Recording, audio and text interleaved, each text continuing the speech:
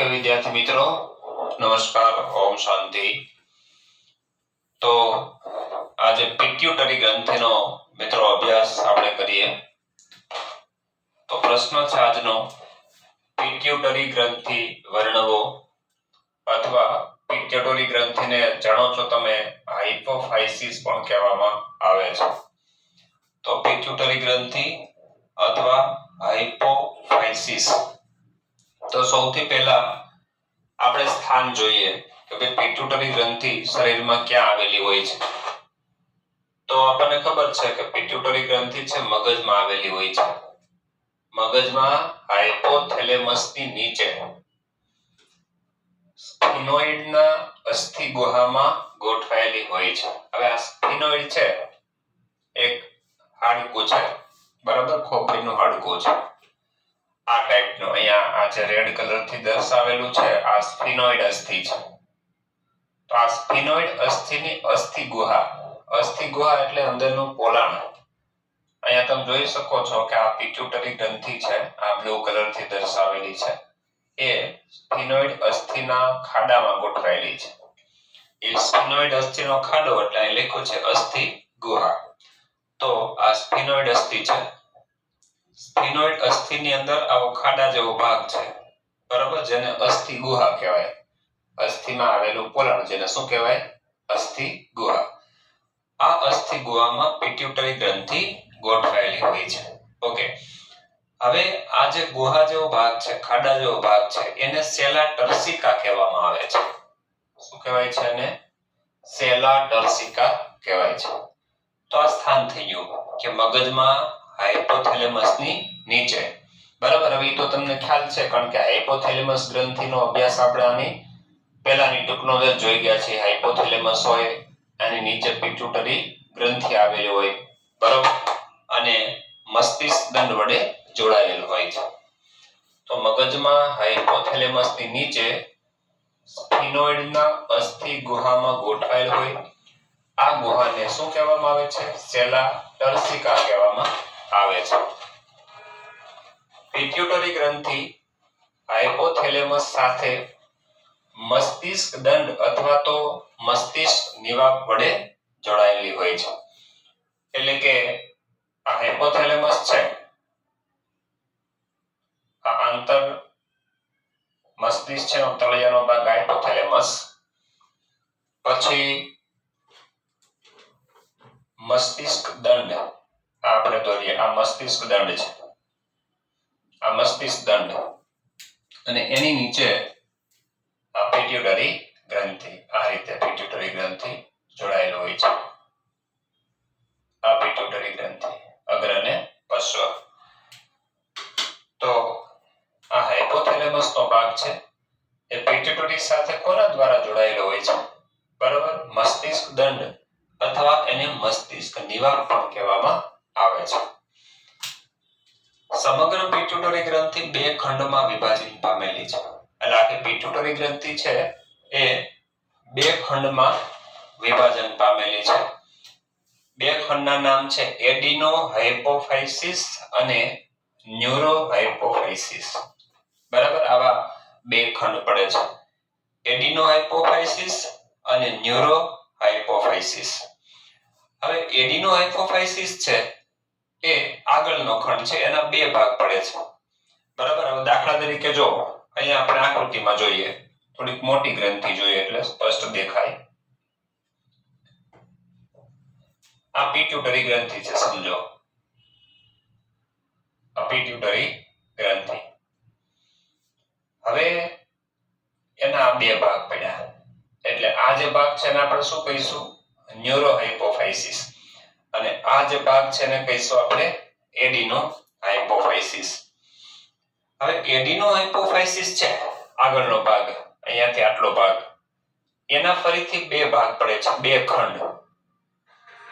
એટલે અહીંયા આ રીતે આ ખંડને આપણે દર્શાવીએ છીએ, બે ખંડ.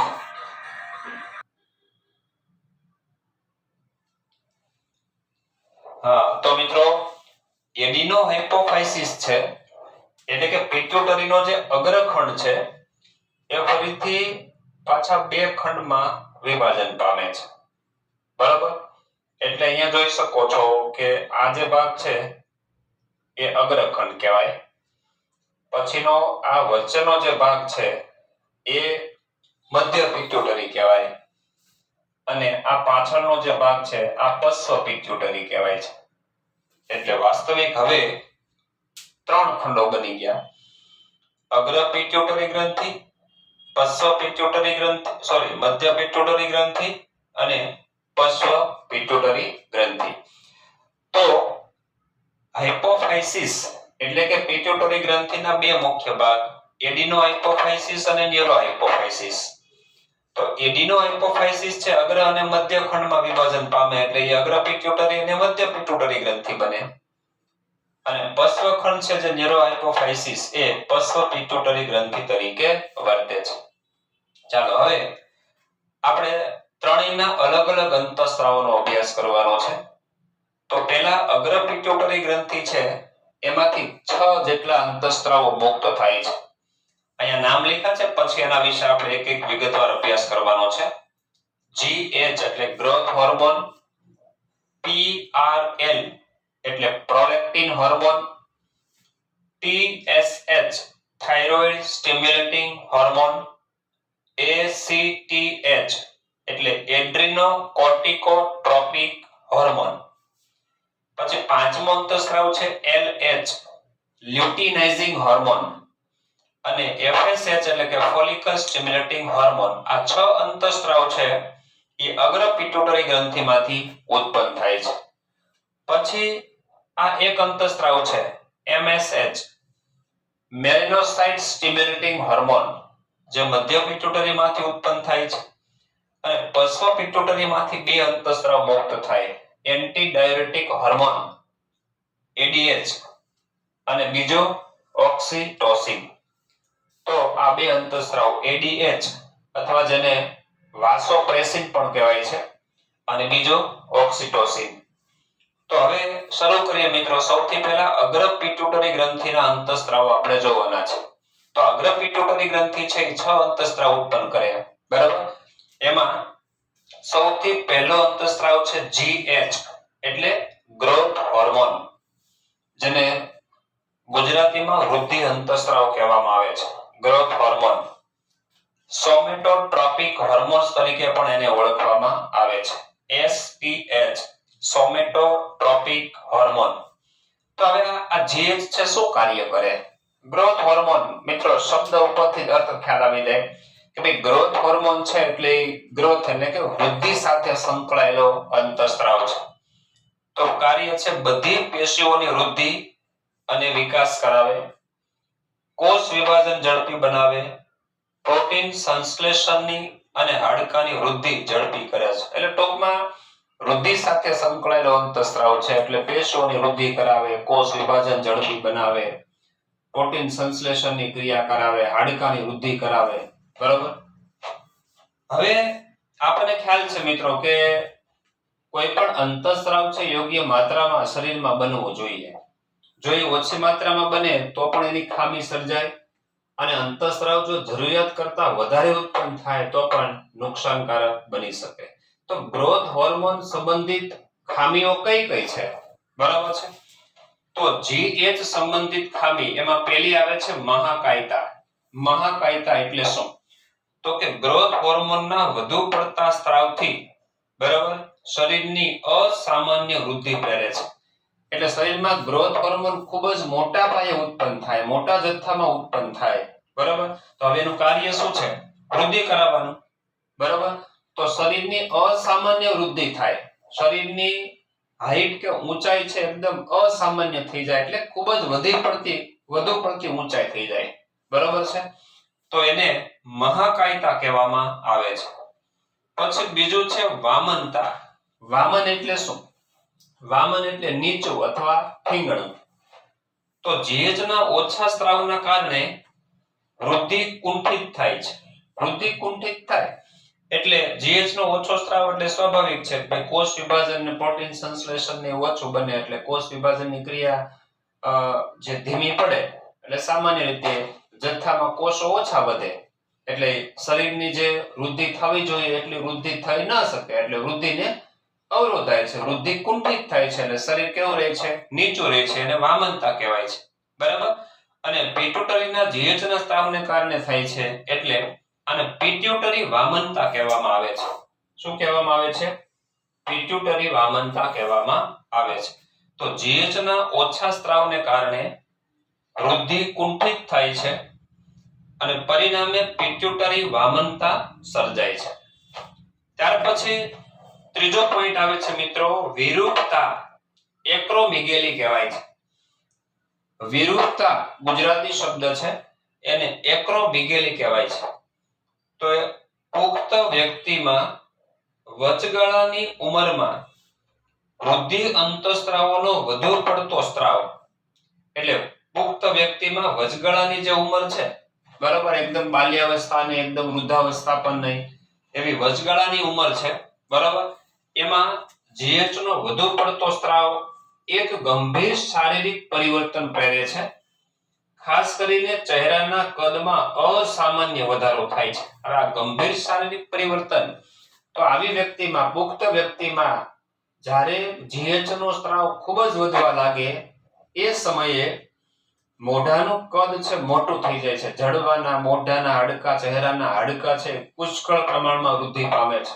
બરાબર. એટલે ચહેરાના કદમાં અસામાન્ય વધારો થાય છે. એટલે ચહેરો છે ખૂબ જ મોટો બની જાય છે. ઓકે. તે ગંભીર ગૂંચવણ અને કસમયે મૃત્યુ તરફ દોરી જાય છે. આ એક ગંભીર સમસ્યા થઈ બને છે અને એ વ્યક્તિનું કસમયે મૃત્યુ પણ તરફ દોરી જાય છે. કસમયે વ્યક્તિનું મૃત્યુ પણ થઈ શકે છે એક્રોમિગેલીમાં. ઓકે. શરૂઆતના તબક્કે વિરૂપતાનું નિદાન મુશ્કેલ છે, કારણ કે જીએચ નો સ્ત્રાવ શરૂ થવા માંડે છે તો એ સમયે કોઈ તાત્કાલિક કે સ્પષ્ટ લક્ષણો નથી જોવા મળતા. બરાબર. એટલે શરૂઆતના તબક્કે એનું નિદાન કરવું મુશ્કેલ છે એમ. ઘણી વખત નોંધપાત્ર બાહ્ય શારીરિક લક્ષણો પ્રદર્શિત થાય નહીં ત્યાં સુધી, એટલે કે વર્ષો સુધી તેનું નિદાન થઈ શકતું નથી. ઘણા વર્ષો પણ નીકળી જાય છે, કારણ કે સામાન્ય રીતે ઘણા વ્યક્તિઓની ઊંચાઈ છે વધારે હોય છે, મોઢાના કદ મોટા હોય છે, તો એનું કારણ વર્ષો પછી પણ ખ્યાલ આવે છે કે ભાઈ જીએચ સંબંધિત ખામી છે અને જીએચ ના વધારે સ્ત્રાવને કારણે આવો કોઈ રોગ, એટલે કે વિરૂપતા, એટલે કે એક્રોમિગેલી છે, બરોબર, થયેલું છે. તો વર્ષો સુધી તેનું નિદાન થઈ શકતું નથી. તો આ ત્રણ જીએચ સંબંધિત ખામી છે: મહાકાયતા, વામનતા અને વિરૂપતા. હવે બીજો અંતઃસ્ત્રાવ જોઈએ મિત્રો, PRL, જેને પ્રોલેક્ટિન હોર્મોન કહેવામાં આવે છે. Prolactin hormone. તો પ્રોલેક્ટિન હોર્મોનનું કાર્ય શું? તો કે સ્ત્રીમાં બાળકના જન્મ બાદ આ અંતઃસ્ત્રાવ પૂરતો ઉત્પન્ન થાય અને સ્તન ગ્રંથિમાંથી દૂધનો સ્ત્રાવ કરાવે. તો પ્રોલેક્ટિન હોર્મોનનું બસ કાર્ય છે કે સ્ત્રીની અંદર બાળકનો જ્યારે જન્મ થાય, બાળકના જન્મ બાદ બાળકના પોષણ માટે, બરાબર, સ્તન ગ્રંથિમાંથી દૂધનો સ્ત્રાવ કરાવવા માટે આ અંતઃસ્ત્રાવ જવાબદાર છે. એટલે બાળકના જન્મ બાદ આ અંતઃસ્ત્રાવ પૂરતા પ્રમાણમાં ઉત્પન્ન થાય અને સ્તન ગ્રંથિમાંથી દૂધનો સ્ત્રાવ કરાવે. ત્રીજો અંતઃસ્ત્રાવ છે TSH, મતલબ થાઇરોઇડ સ્ટિમ્યુલેટિંગ હોર્મોન. તો થાઇરોઇડ સ્ટિમ્યુલેટિંગ હોર્મોનનું કાર્ય શું? તો કે થાઇરોઇડ ગ્રંથિના અંતઃસ્ત્રાવોનું સંશ્લેષણ અને સ્ત્રાવને ઉત્તેજે. મિત્રો આપણે થાઇરોઇડ ગ્રંથિનો અભ્યાસ વિગતવાર કરવાનો જ છે 2-3 લેક્ચર પછી, બરાબર. તો થાઇરોઇડ ગ્રંથિના જે અંતઃસ્ત્રાવ છે, બરાબર, T3, T4, TCT, આવા થાઇરોઇડના અંતઃસ્ત્રાવનો અભ્યાસ આપણે કરવાનો છે. તો એ અંતઃસ્ત્રાવોનો સ્ત્રાવ કરાવવા માટે, સંશ્લેષણ કરવા માટે પિટ્યુટરી ગ્રંથિમાંથી થાઇરોઇડ સ્ટિમ્યુલેટિંગ હોર્મોન નામનો અંતઃસ્ત્રાવ ઉત્પન્ન થાય છે. એ થાઇરોઇડના અંતઃસ્ત્રાવોનો સ્ત્રાવ કરાવે. ત્યારબાદ ચોથો અંતઃસ્ત્રાવ છે ACTH. ACTH એટલે કે એડ્રીનોકોર્ટિકોટ્રોપિક હોર્મોન. તો આ હોર્મોનનું કાર્ય શું? તો કે એડ્રીનલ બાહ્યકને, આ એડ્રીનલ ગ્રંથિ છે માનવ મૂત્રપિંડ ઉપર આવેલી હોય, બરોબર છે, માનવ કિડની જે હોય છે આ રીતે, તો એની ઉપરની સપાટી અગ્ર સપાટીએ આ રીતે એડ્રિનલ ગ્રંથિ અહીંયા આવેલી હોય છે, બરાબર. તો એડ્રિનલ ગ્રંથિમાં બાહ્યક અને મજ્જક એવા બે વિસ્તારો હોય છે, બરાબર. એ પણ આપણે વિગતવાર અભ્યાસ કરવાનો છે. તો એડ્રિનલ બાહ્યકને ઉત્તેજિત કરી અને એમાંથી ગ્લુકોકોર્ટિકોઇડ પ્રકારના સ્ટીરોઇડ અંતઃસ્ત્રાવો ના સ્ત્રાવ અને સંશ્લેષણની ક્રિયાને ઉત્તેજે છે. તો એસીટીએસ એડ્રિનોકોર્ટિકોટ્રોપિક હોર્મોન, બરાબર, કઈ ગ્રંથિમાંથી? તો કે એડ્રિનલ ગ્રંથિમાંથી બાહ્યક વિસ્તારમાંથી ઉત્તેજિત કરી અને ગ્લુકોકોર્ટિકોઇડ આ સ્ટીરોઇડ પ્રકારના અંતઃસ્ત્રાવ છે, બરાબર. એડ્રિનલ ગ્રંથિમાંથી ઉત્પન્ન થતા સ્ટીરોઇડ પ્રકારના એટલે કે સ્ટીરોઇડના બનેલા અંતઃસ્ત્રાવો છે ગ્લુકોકોર્ટિકોઇડ, એના સંશ્લેષણ અને સ્ત્રાવની ક્રિયાને ઉત્તેજવાનું કાર્ય કરે છે. ત્યારબાદ મિત્રો એવા પાંચમો અંતઃસ્ત્રાવ છે LH. LH એટલે લ્યુટિનાઇઝિંગ હોર્મોન. હવે લ્યુટિનાઇઝિંગ હોર્મોન અને ત્યાર પછી ફોલિકલ સ્ટિમ્યુલેટિંગ હોર્મોન FSH, આ બંને અંતઃસ્ત્રાવો છે, બરાબર. છેલ્લે એ વાક્ય લખ્યું છે, પહેલા એ જોઈ લઈએ. પાંચમો અંતઃસ્ત્રાવ અને આ છઠ્ઠો અંતઃસ્ત્રાવ છે LH અને FSH. Luteinising hormone plus FSH આ બંનેને સંયુક્ત રીતે ગોનેડોટ્રોફિન્સ કહેવામાં આવે છે. ગોનેડોટ્રોફિન્સ હોર્મોન કહેવામાં આવે છે, જે જનનપિંડીય ક્રિયાઓને ઉત્તેજે છે. જનનપિંડી ક્રિયાઓ, જનનપિંડ એટલે મિત્રો શુક્રપિંડ અને અંડપિંડ, એને જનનપિંડ કહેવાય. નરમાં શુક્રપિંડ હોય અને માદામાં અંડપિંડ હોય છે. તો કહેવાનો મતલબ LH અને FSH ની અસર નર અને માદા બંનેમાં અલગ અલગ થાય છે, બરોબર છે. તો આ બંને અંતઃસ્ત્રાવોને સંયુક્ત રીતે શું કહેવાય છે મિત્રો? ગોનેડોટ્રોફિન્સ કહેવાય છે. LH વત્તા FSH બંનેને ગોનેડોટ્રોફિન્સ કહેવાય. અને કોના ઉપર અસર કરે છે? જનનપિંડ ઉપર, એટલે કે જનનપિંડની ક્રિયાઓ છે, એટલે કે નરમાં શુક્રપિંડની ક્રિયાઓ અને માદામાં અંડપિંડની ક્રિયાઓ છે, બરાબર, એ ક્રિયાઓને ઉત્તેજવાનું કાર્ય કરે છે. તો પહેલા આપણે LH ની અસર જોઈએ. તો LH ની નરમાં શું અસર થાય અને LH ની માદામાં થતી અસર? તો જો નરમાં એટલે કે પુરુષમાં પ્રજનન તંત્રનો વિકાસ કરે, એટલે પ્રજનન તંત્રના અંગો બધા હોય એને વિકાસ કરવાનું કાર્ય LH કરે અને તેને કાર્યરત કરે છે. એટલે કે પ્રજનન તંત્રો છે બધા કાર્યરત બને અને વ્યક્તિ છે એ છોકરો પુખ્ત અવસ્થાએ પ્રજનનની રીતે સક્રિય બને છે. તો પ્રજનન તંત્રનો વિકાસ કરે અને તેને કાર્યરત બનાવવાનું કાર્ય નરમાં કોણ કરે છે? Luteinising hormone. બીજું કાર્ય છે શુક્રપિંડમાંથી એન્ડ્રોજન્સ.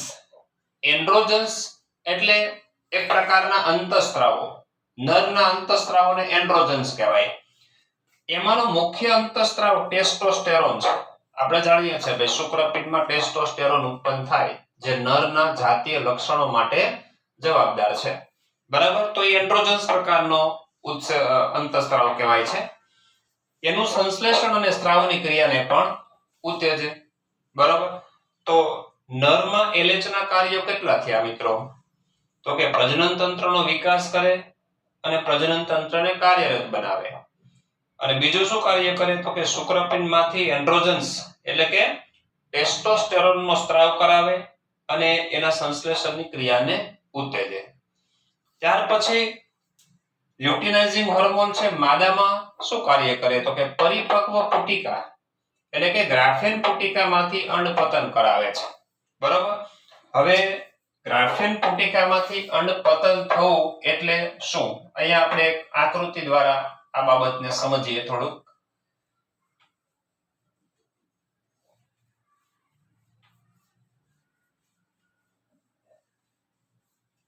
તો સ્ત્રીની અંદર અંડપિંડ હોય, જોડમાં આવેલા હોય, એ અંડપિંડ છે,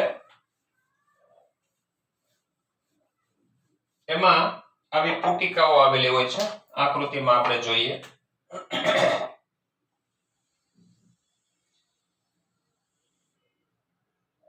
અંડપિંડને છેદ સ્વરૂપમાં આપણે જોઈએ.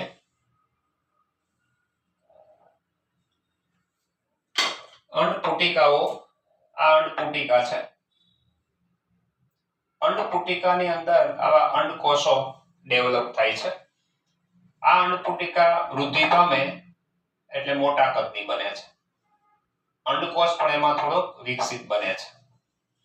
હવે આ અંડપુટિકા એકદમ પરિપક્વ થઈ જાય છે અને એમાં અંડકોષ છે વિકસિત બની જાય છે. બરોબર. આ સંપૂર્ણ વિકસિત અહીંયા એક જ પુટિકા મેં દર્શાવી છે. આકૃતિમાં અંડપિંડમાં એક જ પુટિકા દર્શાવી છે, પણ વિકાસની જુદી જુદી અવસ્થાઓ છે. આ જ પુટિકા વૃદ્ધિ પામીને મોટી બને છે, એ જ પુટિકા વૃદ્ધિ પામીને પરિપક્વ બને છે. અચ્છા, તો પરિપક્વ બનેલી જે અંડપુટિકા છે આને મિત્રો ગ્રાફિયન પુટિકા કહેવાય. ગ્રાફિયન પુટિકા કહેવાય. અને ગ્રાફિયન પુટિકાની અંદર અંડકોષ વિકાસ પામે. આ અંડકોષ છે. હવે આ ગ્રાફિયન પુટિકા છે એનું જે બહારનું સ્તર છે, આ બહારનું સ્તર છે એ તૂટી જાય છે. અને ગ્રાફિયન પુટિકાનું બહારનું સ્તર તૂટે આવી રીતે એટલે એમાંથી આ જે અંડકોષ હતો એ અંડકોષ મુક્ત થઈ જાય છે. આ અંડકોષ મુક્ત થઈ ગયો. બરાબર.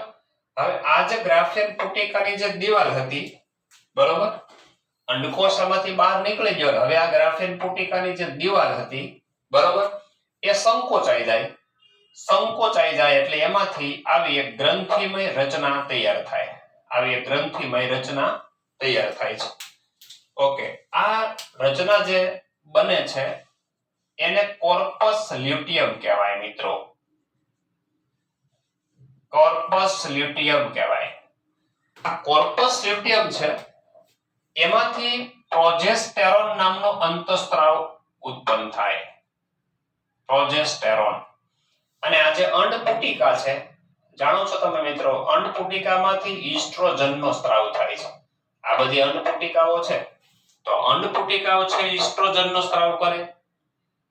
આ પરિપક્વ પુટિકા બને એને ગ્રાફિયન પુટિકા કહેવાય. ગ્રાફિયન પુટિકા છે અંડકોષ મુક્ત કરે. અંડકોષ મુક્ત થવાની આ ક્રિયાને મિત્રો અંડપાત કહેવાય. અંડપાત અથવા અંડપતન.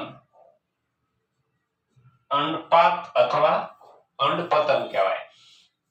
હવે અંડપતન થઈ જાય પછી આ ગ્રાફિયન પુટિકાની જે દિવાલ છે એ દિવાલ આવી એક ગ્રંથિમય રચનામાં રૂપાંતર પામે. એને કોર્પસ લ્યુટિયમ કહેવાય. અને એ કોર્પસ લ્યુટિયમ છે એમાં પ્રોજેસ્ટેરોન નામનો અંતઃસ્ત્રાવ ઉત્પન્ન થાય છે જે ગર્ભના સ્થાપન માટેનું કાર્ય કરે છે. ઓકે, હવે જોઈએ આપણે કે લ્યુટિનાઇઝિંગ હોર્મોન છે એ માદામાં, તો કે પરિપક્વ પુટિકા. પરિપક્વ પુટિકા એટલે કઈ પુટિકા મિત્રો? ગ્રાફિયન પુટિકા. એટલે કૌંસમાં લખ્યું છે ગ્રાફિયન પુટિકામાંથી અંડપતન કરાવે.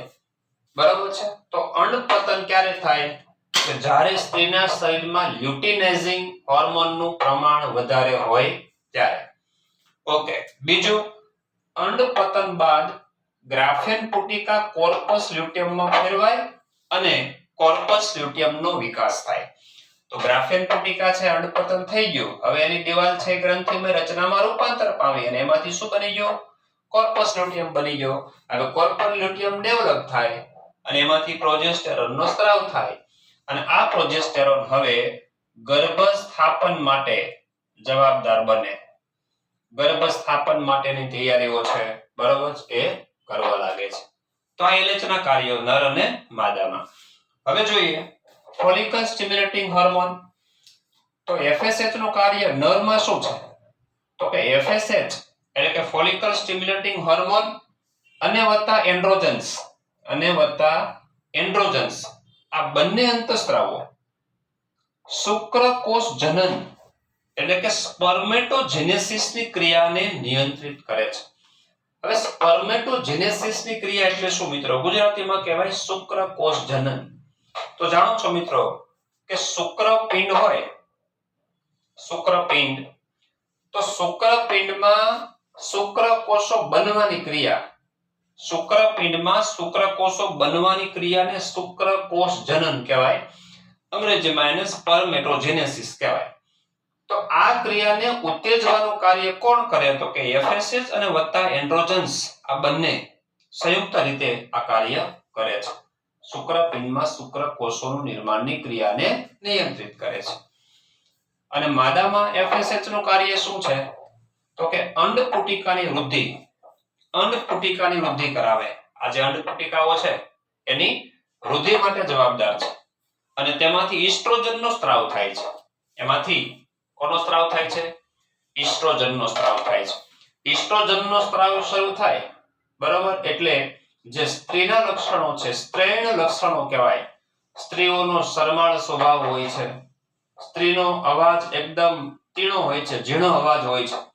બરાબર, તો આ લક્ષણો છે એ ઈસ્ટ્રોજનને આભારી છે. કોને આભારી છે? ઈસ્ટ્રોજનને આભારી છે. તો એલએચ અને એફએસએચ ના કાર્યો. આ વાત તો હમણાં આપણે જોઈ ગયા મિત્રો કે એલએચ અને એફએસએચ બંનેને સંયુક્ત રીતે જીટીએચએસ માના ગોનેડોટ્રોફિલ્સ તરીકે ઓળખવામાં આવે છે અને જનનપિંડીય ક્રિયાઓને ઉત્તેજે છે. તો આપણે એલએચ અને એફએસએચ ની જે વાત કરી નર અને માદામાં એ કોને રિલેટેડ થઈ મિત્રો? અંડપિંડ અને પુરુષમાં શુક્રપિંડને લીધે, મતલબ કે જનનપિંડીય ક્રિયાઓ માટે જવાબદાર બને છે. ઓકે, તો આ વાત થઈ મિત્રો અગ્ર પિટ્યુટરી ગ્રંથિના અંતઃસ્ત્રાવોની. ઓકે,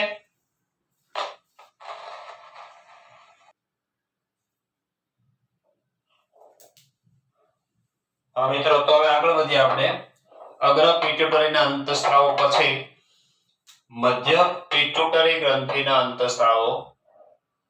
તો મધ્ય પિટ્યુટરી ગ્રંથિમાંથી મિત્રો એક જ અંતઃસ્ત્રાવ ઉત્પન્ન થાય છે, MSH એટલે મેલેનોસાઇટ સ્ટિમ્યુલેટિંગ હોર્મોન, MSH.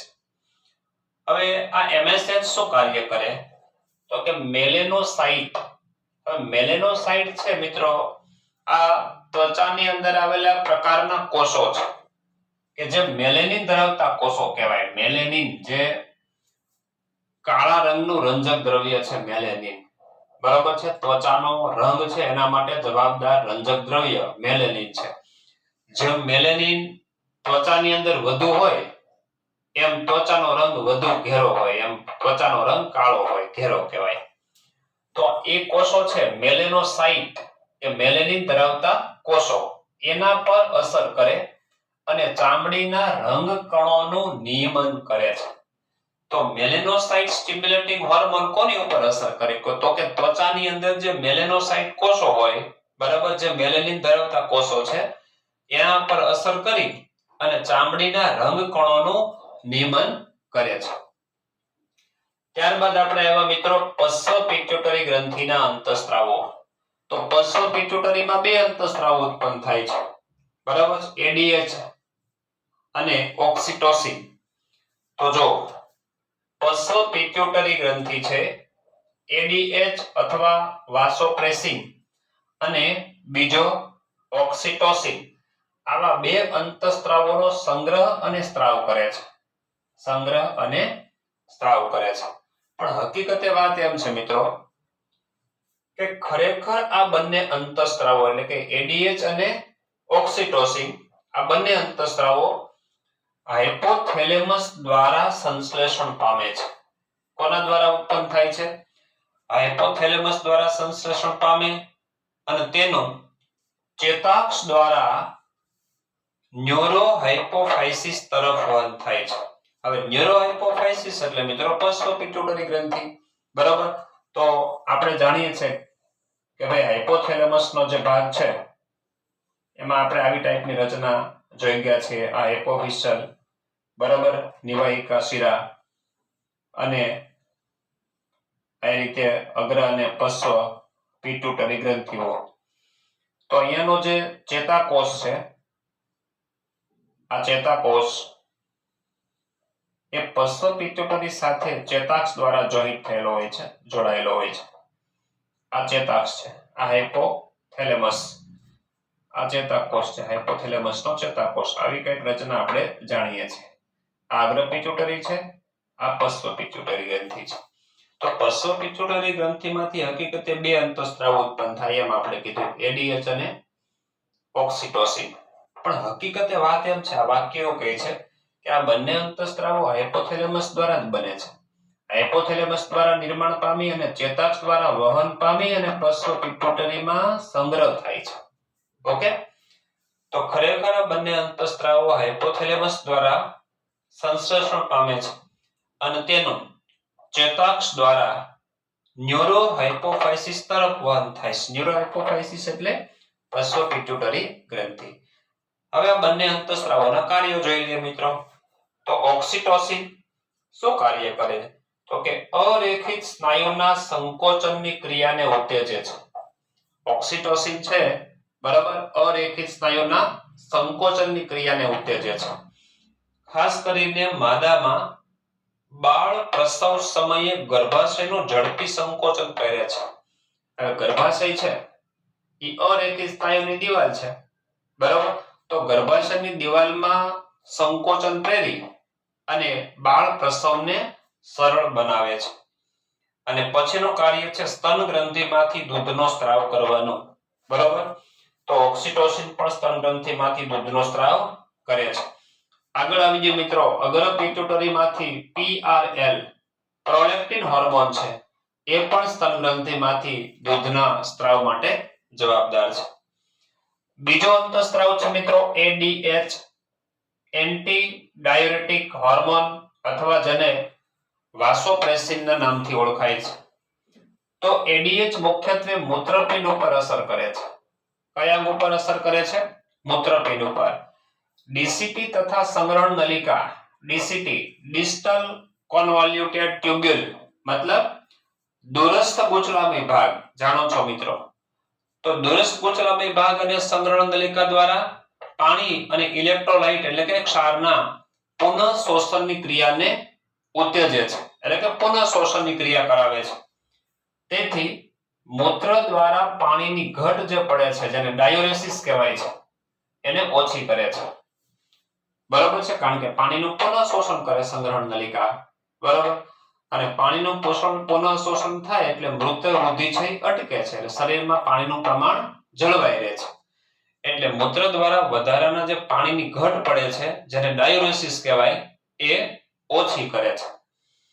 હવે ઉણપ સર્જાય, માનો કે કોઈ વ્યક્તિમાં ADH પૂરતો ઉત્પન્ન ન થાય તો ADH ની ઉણપથી શું થાય? તો ખ્યાલ છે મિત્રો, હવે ADH છે પાણીનું પુનઃ શોષણ માટે જવાબદાર છે. તો ADH જો ઉત્પન્ન ન થાય તો પાણીનું પુનઃ શોષણ અટકી જાય. પાણીનું પુનઃ શોષણ અટકી જાય એટલે મૂત્ર વૃદ્ધિ છે વધે, એટલે કે મૂત્ર ત્યાગ વધારે થાય બરાબર. શરીરમાંથી પાણી છે વધારે વ્યય પામે, ડિહાઇડ્રેશનની ક્રિયા થાય અને ડાયાબિટીસ ઇન્સિપિડસ કહેવાય છે. શું કહેવાય છે? ડાયાબિટીસ ઇન્સિપિડસ. તો ADH ની ઉણપથી ડાયાબિટીસ ઇન્સિપિડસ થાય, તેથી મૂત્રમાં પાણીનો વ્યય વધુ થાય, કારણ કે પુનઃ શોષણની ક્રિયા છે અટકી જાય. અને પુનઃ શોષણ અટકી જાય તો મૂત્ર ત્યાગ વધુ થાય, વારંવાર મૂત્ર ત્યાગ થાય બરોબર છે, અને ડાયાબિટીસ ઇન્સિપિડસ કહેવાય છે.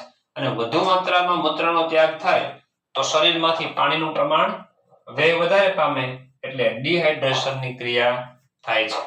તો મિત્રો અગ્ર પિટ્યુટરી, મધ્ય પિટ્યુટરી અને આ પશ્ચ પિટ્યુટરીના કુલ થઈને આપણે 9 અંતઃસ્ત્રાવોનો અભ્યાસ કર્યો.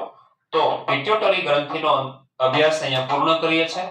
નવા લેક્ચર સાથે, નવા ટોપિક સાથે મળીશું. નમસ્કાર, ઓમ શાંતિ.